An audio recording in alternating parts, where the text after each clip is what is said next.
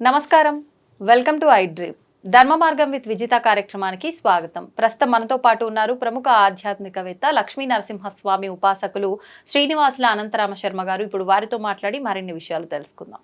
నమస్కారం అండి. నమస్కారం. సాధారణంగా మనం నిత్యం వాడుతూ ఉంటాము ఒక రెండు పదాలు, పాపం పుణ్యం అని చెప్పి. అసలు ఏంటండి పాపం అంటే ఏంటి, పుణ్యం అంటే ఏంటి? మనము ప్రతి దానికి కూడా ఏ మంచి చేయాలన్నా ఏ చెడు చేయాలన్నా పాపము పుణ్యము అన్న పదాన్ని వాడుతూ ఉంటాము.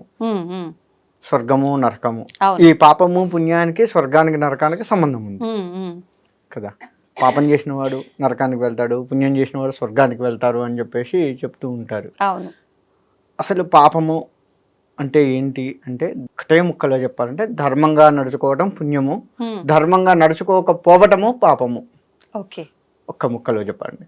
అయితే మరి ధర్మము అంటే ధర్మాలు చాలా రకాలు ఉన్నాయి. మళ్ళీ తల్లిదండ్రులతో ఉండే ధర్మం వేరు, భార్యాభర్తలతో ఉండే ధర్మం వేరు, కొడుకులు కూతుర్లతో ఉండే ధర్మం వేరు, స్నేహితులతో ఉండే ధర్మం వేరు, చుట్టరికాలతో ఉండే ధర్మం వేరు.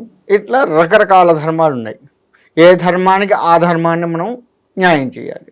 తల్లిదండ్రులను తీసుకుందాం, వాళ్ళు బ్రతుకుండగా వాళ్ళతో చక్కగా వాళ్ళ సంభాషణ, వాళ్ళతో చేసే సంభాషణ కూడా చక్కగా ఉండాలి. వాళ్ళని గౌరవిస్తూ ఉండాలి, వాళ్ళకి ఏ లోటు లేకుండా చూసుకుంటూ ఉండాలి. గతించిన తర్వాత కూడా వాళ్ళకి చేయవలసినవి చేయాలి. ఇది తల్లిదండ్రులతో చేయవలసిన ధర్మ మార్గము. భార్యతో ఉండాల్సిన ధర్మం వేరే ఉంది. అట్లనే భార్యతో ఉన్నట్టుగా కూతురుతో ఉండం కదా. భార్యతో ఉండే విధానం వేరు, కూతురుతో ఉండే విధానం వేరు. ఇక్కడ ధర్మం మారింది, ఇద్దరు ఆడవారే మళ్ళా కదా. ఇట్లా భార్యతో తనను ఏ విధంగా చూసుకోవాలి, ఏంటి, తనకి ఎంతవరకు ఏ విషయాన్ని ఎట్లా చెప్పాలి. కొన్ని ఆడవారు ఏమవుతుందంటే తట్టుకోలేని ఉంటాయి. దాన్ని ఎప్పుడు ఎక్కడ ఎట్లా చెబితే తనకు ఎక్కుతుంది, దాన్ని బట్టి తను ఎలా స్వీకరిస్తుంది చెప్పిన విషయాన్ని. ఇప్పుడు చాలా ఇబ్బందికరమైన వాళ్ళకి చెప్పే వాటిల్లో తను డీప్గా తీసుకొని ఒక కాన్ఫిడెన్స్లోకి పోయే కొన్ని విషయాలు ఉంటాయి. అటువంటివి ఎట్లా చెప్పాలి, సంతోషంగా ఉన్నప్పుడు దాన్ని ఎట్లా చెప్పాలి, ఇట్లా చాలా రకాలు ఉంటాయి. భార్యతో చెప్పే వాటిల్లో నీకు తల్లిదండ్రులతో నువ్వు ఎట్లా చెప్పినా వాళ్ళు స్వీకరిస్తారు, వీటి తెలిసి తెలియక ఆ పదాన్ని వాడాడు అని. కానీ భార్య దగ్గర వచ్చేసరికి అలా ఉండదు. మనం చాలా కేర్లెస్గా ఉండటానికి భార్య దగ్గర లేదు అసలు. కాబట్టి తనతో సంతోషాన్ని కూడా ఎప్పుడు పడితే అప్పుడు చెప్పకూడదు. 10 మంది ఉన్నప్పుడు కొన్ని విషయాలు భార్యకు చెప్పే ఉండవు, ఏకాంతంగా ఉండేవి. అప్పుడు నువ్వు ఎంత సంతోషంగా ఉన్నా ఎంత బాధ ఉన్నా చెప్పుకోవచ్చు. అట్లా కొన్ని ఉంటాయి. అలా భార్యతో ఉండేది ఉంటుంది. ఇక కూతురు దగ్గరికి వచ్చేసరికి పెళ్లి కాని కూతురులు ఉంటే మనకి వాళ్ళకి చెప్పే విషయాలు కొన్ని ఉంటాయి. భార్యాభర్తలు సంభాషించేటప్పుడు కూతురు దగ్గర సంభాషించకూడని విషయాలు కొన్ని ఉంటాయి. ఇట్లా ధర్మం ఉంటుంది ప్రతిదీ. కొడుకు విషయం కూడా అంతే. కొడుకుని ఎప్పుడు ఎట్లా వాడిని దారికి తెచ్చుకోవాలి, ఏంటి. గట్టిగా అరిస్తే ఇవాళ రేపు ఎట్లా ఉన్నారంటే పిల్లగాళ్ళు గట్టిగా అరిస్తే సూసైడ్ చేసుకునే పరిస్థితుల్లో ఉన్నారు. ఎంత సున్నితంగా చెప్పుకోవాలి, ఎక్కడ చెప్పాలి. ఇప్పుడు వాళ్ళు చాలా కోపంగా చేసే పనులు కొన్ని ఉంటాయి. మనకు విపరీతమైన కోపం వస్తుంది, అయినా కానీ మనం దాన్ని దిగమింగుకొని కొంత అరిచినప్పటికీ ఎక్కువగా అరవకుండా మళ్ళీ వాళ్ళ మనసు నొచ్చుకో, ఎలా చెప్పాలి, ఎప్పుడు చెప్పాలో కూడా మనం జాగ్రత్తగా దగ్గరికి తీసుకొని ఆ విషయాన్ని ఎంత కోపంగా మనం ఉన్నా సరే ఎంత జాగ్రత్తగా వాళ్ళకు పిట్ట కథ టైపులో వాళ్ళ మేరకెక్కించాలి. ఇవన్నీ ధర్మాలు. ఒక్కొక్క దగ్గర ఒక్కొక్క ధర్మం. ప్రతి ధర్మాన్ని కూడా పాటిస్తూ పోతూ ఉంటే అదే పుణ్యము. ఒక్కటే ముక్క. కాబట్టి ఇవన్నీ వాళ్ళ మర్చిపోయాం మనం. ప్రతిదీ కూడా ఎవరితో ఎట్లా ఉండాలి అనేది మర్చిపోయాం. అందరం కూడా అధర్మంలోకి పోయాం. ఇంకా చెప్పాలి అంటే మన దేశాన్ని కాపాడుకోవడం కూడా ఒక ధర్మం. శత్రు దేశాలు మొన్ననే చూసుకున్నాం మనం, పాకిస్తాన్. అట్లా మనం మీదకి వచ్చారు. అన్ని రకాలుగా ఇప్పుడు మన హిందూ ధర్మాన్ని ఆగం చేస్తూ ఉన్నారు మత మార్పులతోటి అటు ఇటుగా. ఇటువంటి అన్నీ కూడాను చూసుకోవాలి.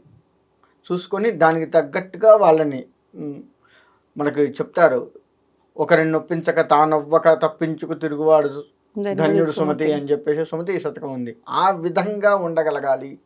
అదే ధర్మం. మన మనసు నొచ్చుకోకూడదు, ఎదుటి వాళ్ళ మనసు నొప్పించకూడదు, కానీ దాన్ని సాల్వ్ చేయగలగాలి. ఆ సమస్యని ఆ ఇబ్బందిని ఏదున్నా సరే మాటని జాగ్రత్తగా సాల్వ్ చేసుకొని బయటపడాలి. ఇది ధర్మం అంటే. ఇలా ఉండగలిగితే పుణ్యము. అంతేకాకుండా ఇంకా ధర్మంగా అంటే మనం దేవాలయాలు, పుణ్యము అంటే దేవాలయాలకు వెళ్ళడము, చేయడము, అభిషేకాలు చేయడం, ఇవన్నీ కూడా చెప్తుంటారు. అది కూడా ధర్మంలో భాగమే. గుడికి వెళ్ళడము, శుచిగా ఉండడము, ఇంట్లో కూడా శుచి శుభ్రతలు పాటించడం, మడి ఆచారాలు అంటారు. అవన్నీ కూడా సాంప్రదాయంలోకి వచ్చేటువంటి ధర్మాలు. ఇంట్లో చేసేది ఆయా ప్రాంత ఆచారాలను కానీ, ఆ ఇంటి ఆచారాలను కాపాడుకోవటం కానీ, ఇదంతా కూడా మళ్ళీ ధర్మం కిందకి వస్తుంది. ఇంటి ఆచారాలు, ఇక్కడ ఇంటి ఆచారాలు అంటే మళ్ళీ కొంత ఇబ్బందులు వస్తూ ఉంటాయి. ఏంటంటే ఇప్పుడు పెళ్ళైన అమ్మాయి ఉంది, తన పుట్టింటి ఆచారాలు వేరే ఉంటాయి, అత్తగారింటి ఆచారాలు వేరే ఉంటాయి. తను ఒక 20 ఇవ్వాల మనకి వెనకట 8 ఏళ్ళకి చేసేది, తర్వాత 20 ఏళ్ళు, ఇప్పుడు 30 ఏళ్ళకి పెళ్ళిళ్ళు చేస్తున్నాం కదా.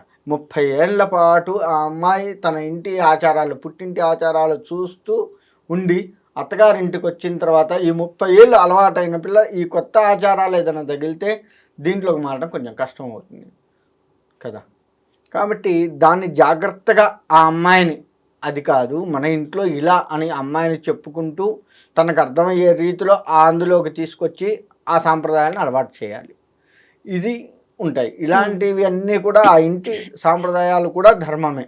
వాటిని కూడా ఆడవారు, ఇకపోతే మగవారు పురాతన వెనకటి నుంచి వస్తున్నటువంటి వాళ్ళ ఆచారాల వ్యవహారాలని కాపాడుకుంటూ, ఒకవేళ అత్తగారింటికి వెళ్తే వాళ్ళకి ఏమన్నా సమస్యలు ఈ సాంప్రదాయంలో ఏమన్నా తెలియకపోతే పెద్దవాళ్ళని అడిగి తెలుసుకోవటమో, తనకు తెలిస్తే మీ ఇంట్లో వెనకటి నుంచి ఇట్లా ఉండేదట, ఎవరో చెప్పారు పెద్దవాళ్ళు, అడిగాను అని వాళ్ళకి తెలిసేటట్టుగా చెప్పటము, లేదా అసలైతే ఈ పద్ధతులు ఉంటాయని తనకు తెలిస్తే చెప్పటము, ఇదంతా ఒక రీతి. అత్తగారింటికి వెళ్తే మగవాడు ఇలా 2 రకాల సాంప్రదాయాలని మగవాడు కాపాడుకుంటూ, ఎక్కువగా అత్తగారింటి సాంప్రదాయాన్ని ఆడవారు కాపాడుకుంటూ రావడమే ధర్మము. ప్రతిదీ చిన్న విషయం దగ్గర నుంచి పెద్ద విషయాల వరకు ధర్మంతో కూడుకుని ఉన్నదే పుణ్యము. ఇది సింపుల్గా చెప్పాలి అంటే. కాబట్టి ఇది ఎవరైతే ఈ విధంగా పాటిస్తూ ఉంటారో వాళ్ళకు ఖచ్చితంగా ఆ సాంప్రదాయాలకు కూడుకున్నటువంటి జీవితం అలవడి భగవత్ అనుగ్రహం కూడా వస్తుంది. కాబట్టి ఈ భగవంతుడి అనుగ్రహాన్ని మనం చేజెక్కించుకోవాలి. భగవంతుడి సంపూర్ణ అనుగ్రహం వాళ్ళ ఎవరికి లేకుండా పోతుంది. అలా కలగాలి అంటే ముందు మన శుచి శుభ్రతలు, మన ఇంటి వాతావరణాన్ని శుభ్రపరచుకుంటూ, మన ఆధ్యాత్మికతను శుభ్రపరచుకుంటూ, ఆధ్యాత్మికత కూడా శుభ్రపరచుకోవాలి. ఎప్పటికప్పుడు భగవత్ అనుగ్రహం కోసం పరితపించు ఉండాలి. లేదు అంటే లౌకిక విషయాలని మనం బాగా తిరుగుతూ ఉన్నాం, లౌకిక విషయాలని మనలోకి నింపుకోవద్దు. అలా లేకుండా ఉంటే చక్కటి ఆధ్యాత్మికత ఏర్పడి మనకి భగవత్ అనుగ్రహం కావాల్సిన దానికంటే ఎక్కువ వస్తుంది. అందులో ఎటువంటి సందేహం లేదు. ధన్యవాదాలండి. మంచిదమ్మా.